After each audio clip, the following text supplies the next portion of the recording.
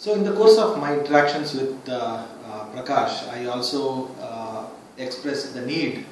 to build a complementary team within my organization, and how difficult is it to get the right kind of a person for right job. And that is when he took me through a structure called DGCS, D for delivery, G for governance, C for creativity, and S for sensitivity, wherein each of us as individuals are at a certain period of time in our life are good at one of these, and depending on what the job required at that point in time is when we can map the profile to the person that I am looking at adding to the team. I was taken aback by the scientific nature of this matching or mapping process, and the first thing I did was run that profiling to people who are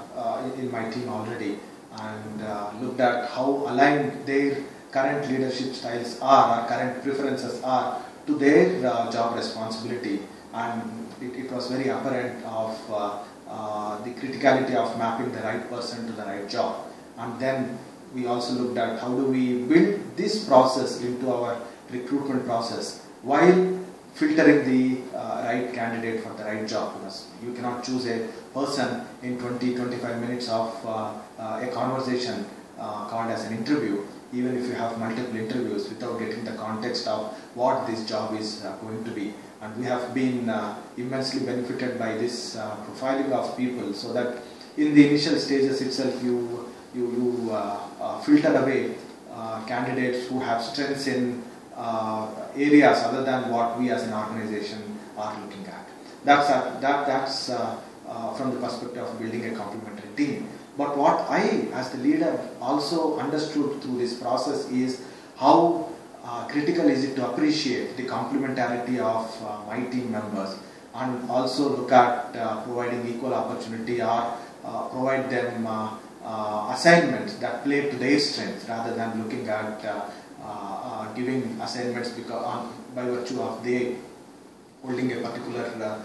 responsibility or a particular position. And that provided a much wider engagement of talent across the organization.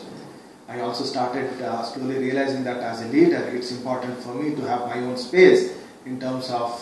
reviewing the decisions that I have taken, in terms of sharing what my apprehensions are, or my long-term strategic objectives are for this organization. And Mr. Prakash was my executive coach from that perspective, where I could share my thoughts without the apprehension of how these are going to be interpreted, or share with a person who can provide a neutral perspective without any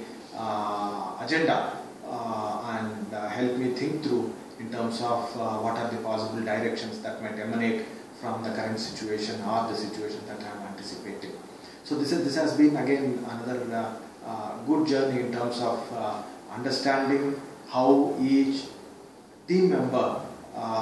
is critical, and the kind of expertise that they bring to the table, to the importance of mapping that talent to the organization's requirement, and realizing that before onboarding the person into the team, rather than looking at hiring a person and then trying to force fit this person into a team, which is detrimental to both the person who has been inducted as well as the organization. And that also led to us in terms of building a well-rounded team. That's at the DGCS profiling, which has immensely benefited us. In addition, the corporate sounding board initiative that